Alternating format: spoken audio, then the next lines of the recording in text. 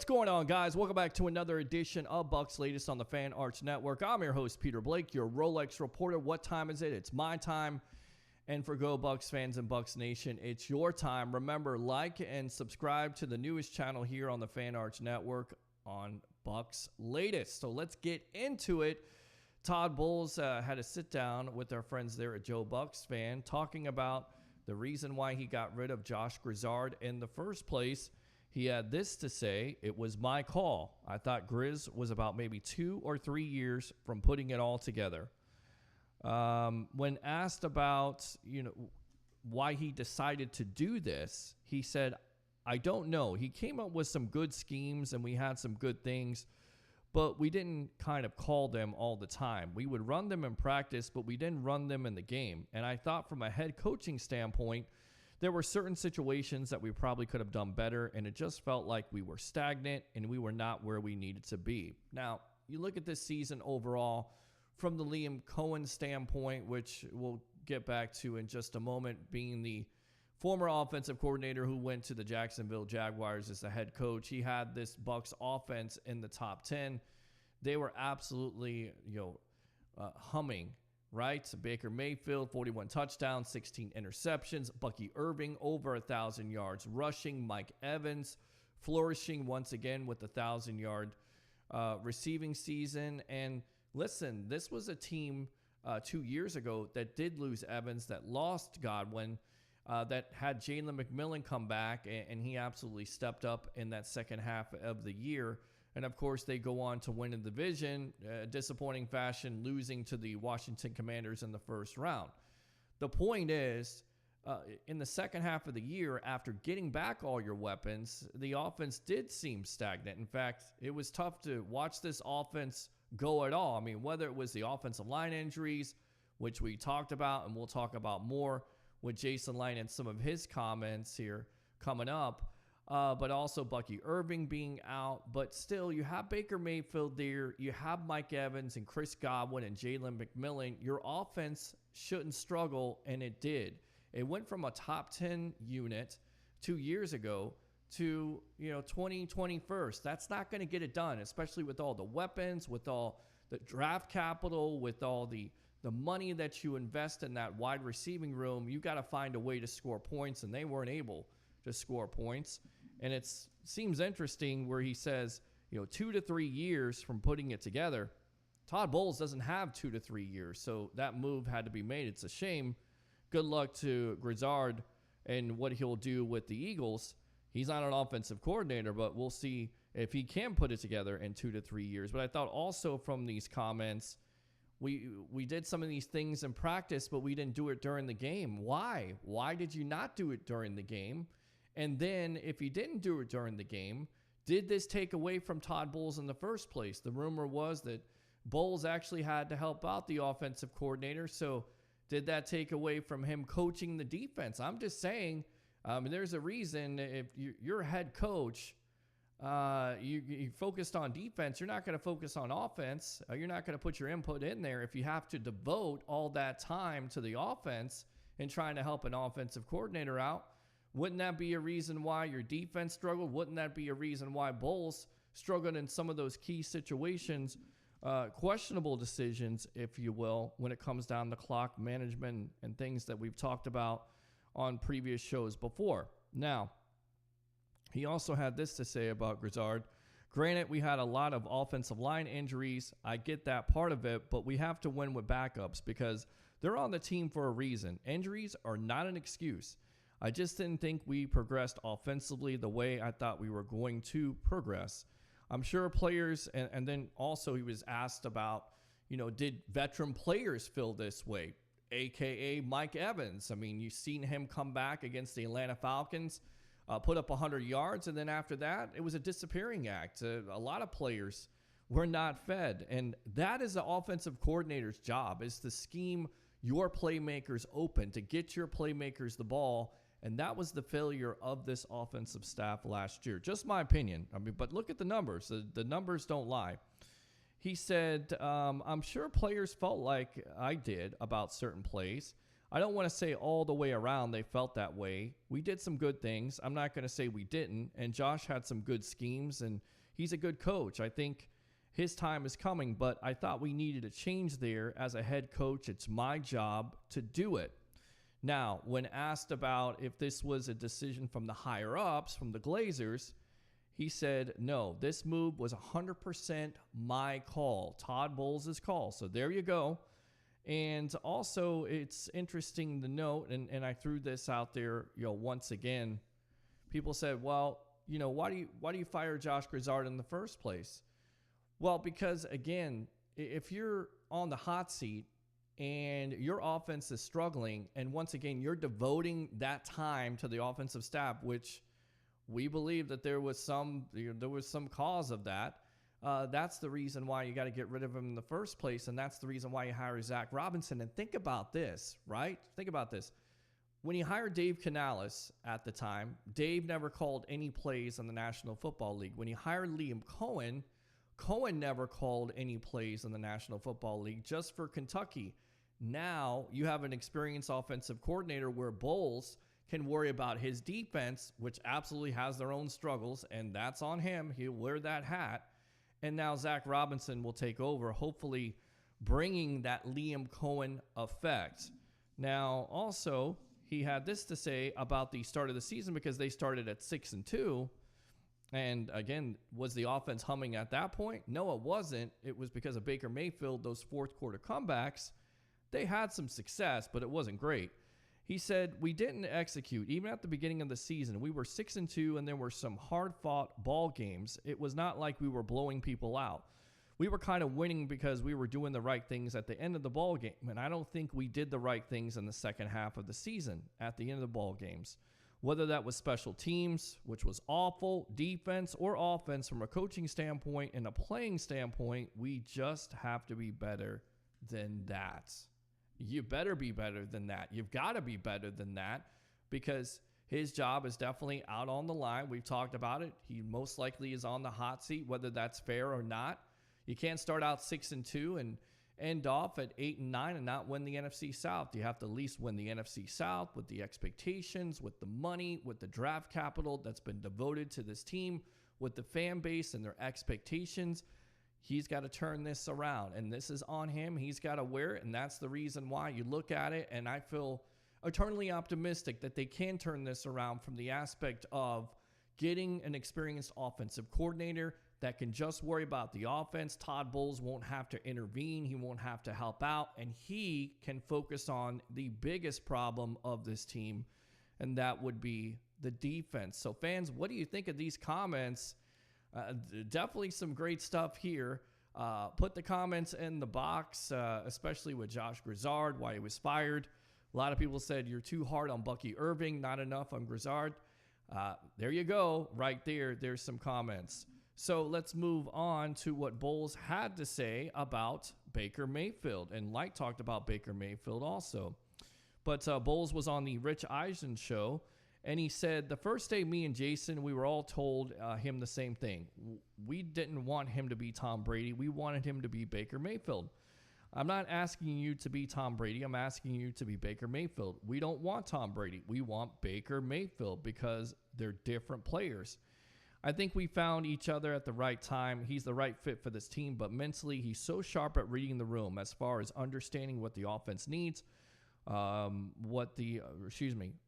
understanding what the defense needs, what the offense needs, spending time with players, whether it's sitting down at lunch, giving them advice, hanging out with them later on. He's hanging out with the offensive line.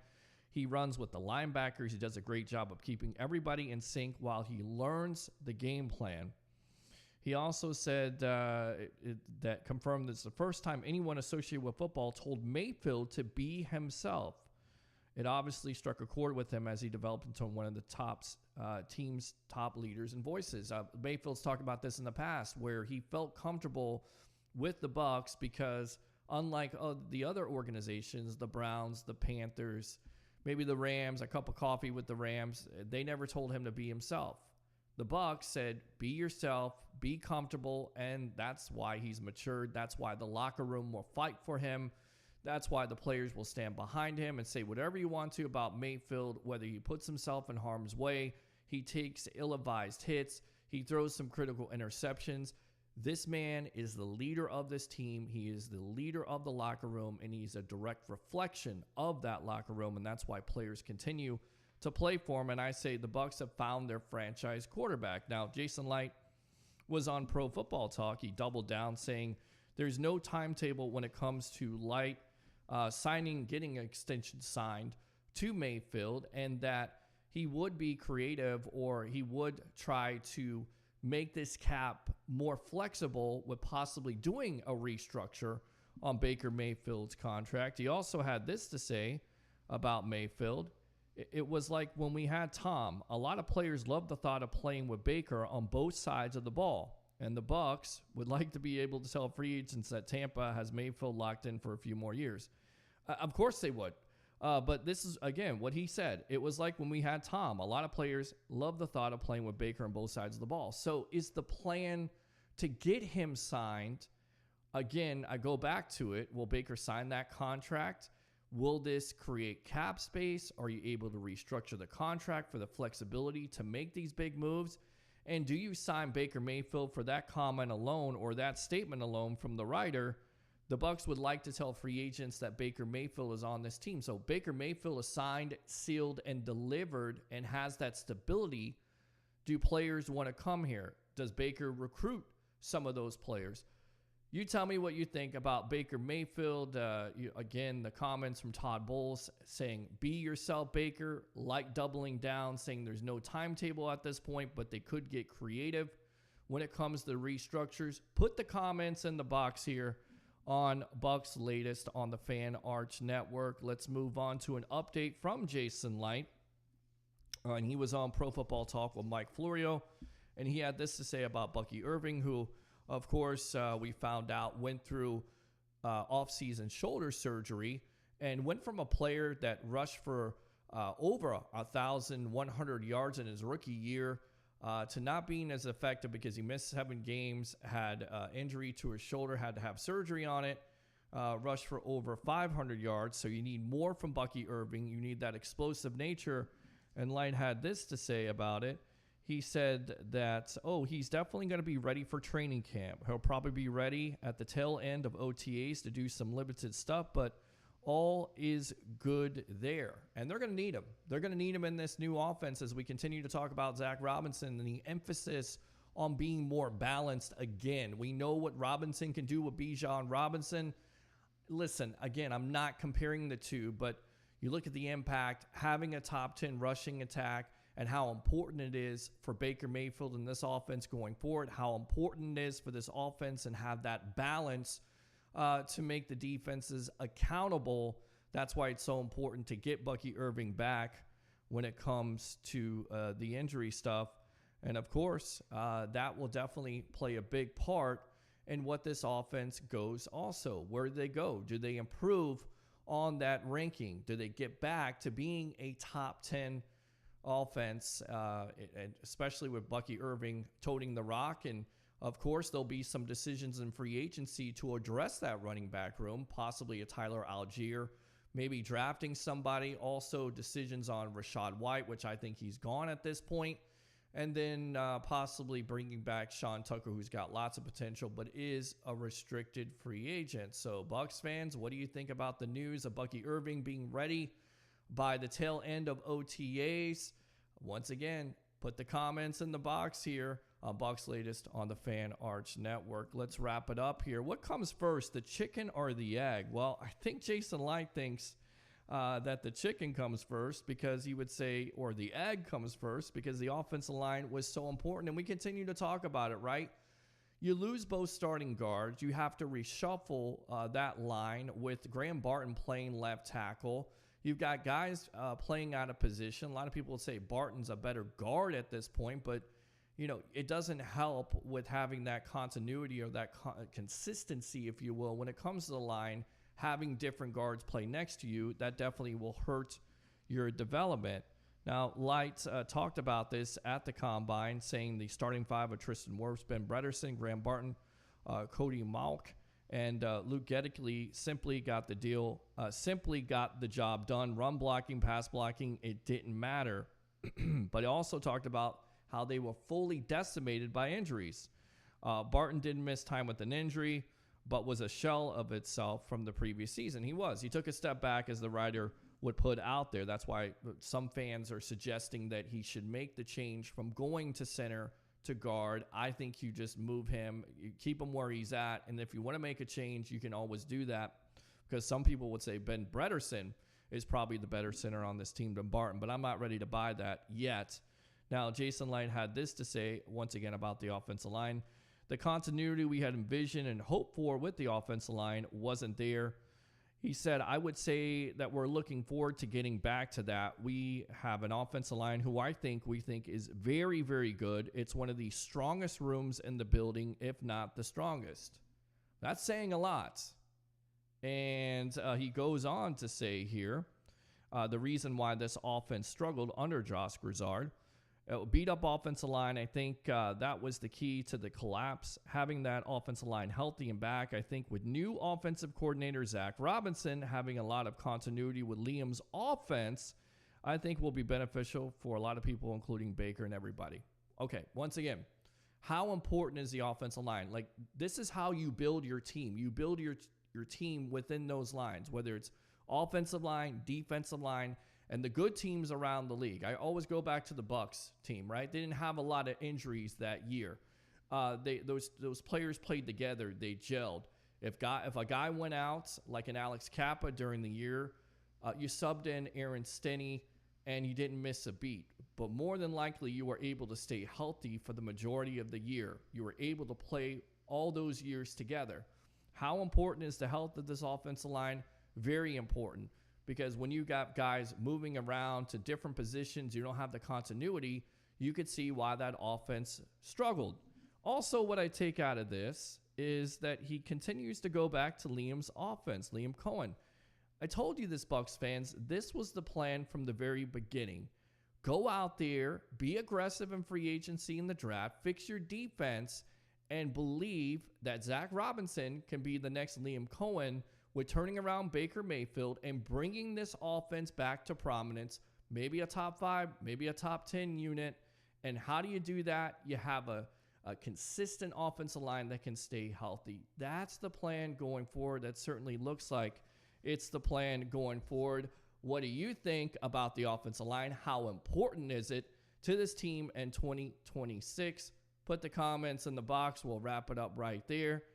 Remember, like and subscribe to Bucs Latest on the Fan Arts Network. I'm your host, Peter Blake, your Rolex reporter. What time is it? It's my time.